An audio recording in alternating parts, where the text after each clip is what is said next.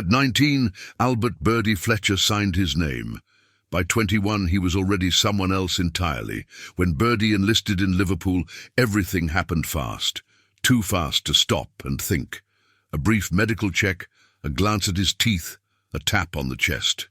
If you could stand upright and breathe without wheezing, you were accepted. The war had no patience for careful evaluation. It needed numbers, not personal histories. He stood shoulder to shoulder with other young men who still thought like civilians, and raised his right hand to swear loyalty to the king. The oath sounded heavy and official, something meant to last. But the detail that truly mattered was buried in the paperwork. 3 years, or the duration of the war. No one could explain what that really meant, and no one pressed the question. Birdie made what seemed like a sensible decision.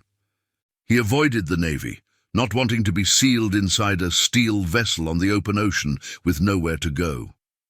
The Army felt different. Open air, solid ground, earth beneath his boots. Anything seemed preferable to confinement at sea. He had no idea how ironic that choice would become. Training erased hesitation quickly. Drill followed drill. Long marches wore feet raw. Rifles were stripped and reassembled until hands moved automatically. Civilians were broken down and rebuilt into standardized parts of a much larger system. Individual instincts became a liability. Obedience became a form of safety. The contract followed Birdie everywhere. 3 years, or however long the war lasted. No one discussed it openly, but everyone felt its weight. It wasn't a clear promise of service. It was an undefined commitment, stretching forward into uncertainty. By the time Birdie crossed the Channel, Liverpool already felt distant, almost unreal. The shop counter, familiar streets, and ordinary routines belonged to another life. The boy who signed the paper was gone. In his place stood a soldier bound not by a calendar, but by a war that showed no signs of ending. By 1916, Birdie carried the war on his body. At the center of it all was the rifle, the Lee Enfield Mark III. Wood and steel, just over 4 kilograms when loaded, always within reach. British training emphasized one skill above all others, the mad minute. 15 aimed shots in 60 seconds, bolt up, back, forward, down, fire, repeat. When done correctly, the rifle could sound almost automatic. It was a point of pride, but also a constant responsibility. You never set it aside, you slept with it close.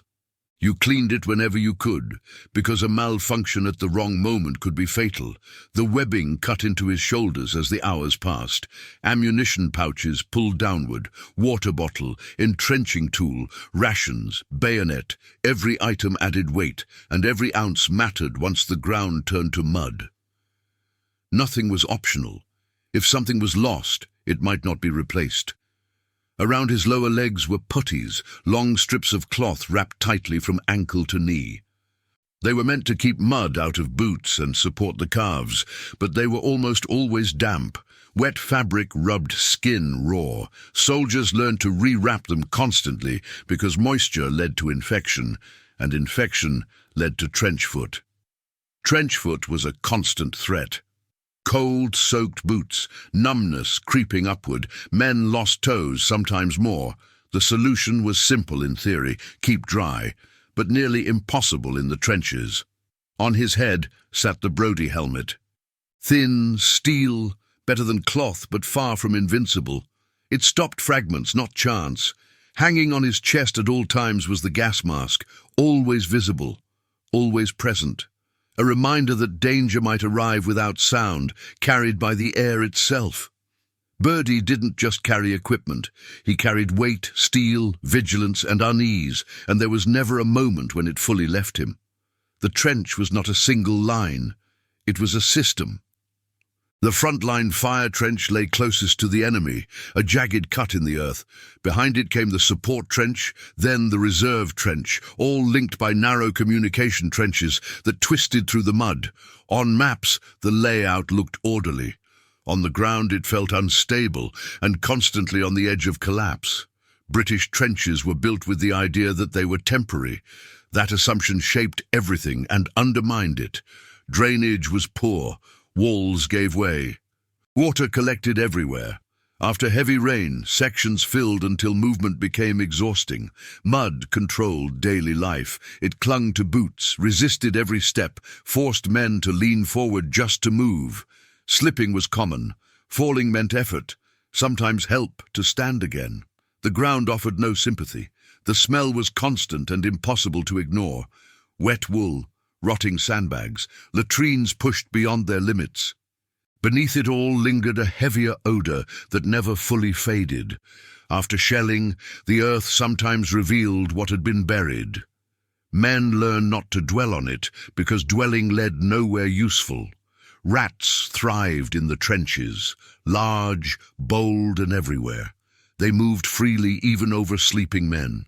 Birdie learned to ignore them, or at least to pretend. Artillery became the background sound of existence. Distant rhythmic thunder, day and night. Over time, men learned to judge distance by sound alone. Far meant relative safety, near meant readiness. Silence was often the most unsettling of all. Soldiers rotated through the system in 4-day cycles: frontline, support, reserve. On paper, this provided rest. In practice, it only changed the flavor of exhaustion. There was no true escape. Dawn was the most dangerous time of day. Before the light fully broke, Birdie was already awake, like everyone else. This was stand to. Rifles loaded, bayonets fixed, eyes forward. Dawn was when attacks were most likely, when movement was easiest to spot. Most mornings, nothing happened. The mist lifted, revealing broken wire and shell holes filled with water. But you stood there anyway, muscles tight, waiting. When the tension eased, routine returned. Breakfast meant tins of bully beef opened with bayonets, hard biscuits softened with tea if there was time.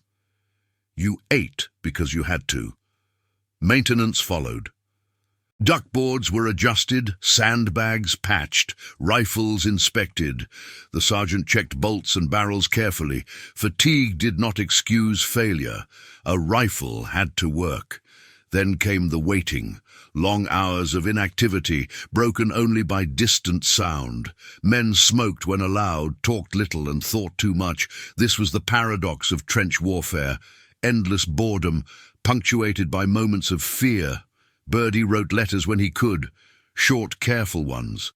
He was one of millions, nearly 12 million letters sent each week, trying to maintain a connection to a world that felt increasingly distant.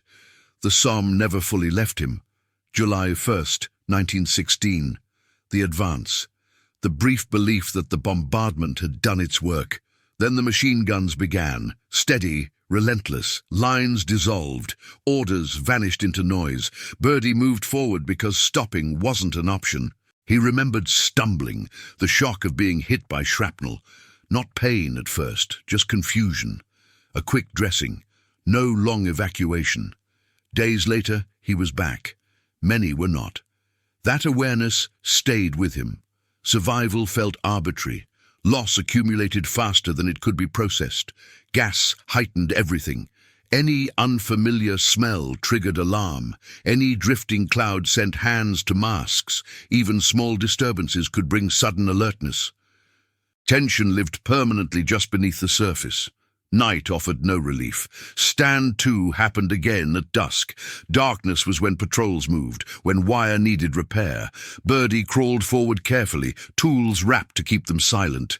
A flare meant freezing. A single rifle crack could end everything. Back in the trench, sleep came in short stretches. Boots stayed on, rifle close. Dreams broke easily. Rumors circulated. America might join the war. Next year might be different. But the phrase still echoed in Birdie's mind, the duration of the war. He closed his eyes, knowing one thing for certain. Morning would come, and he would still be there,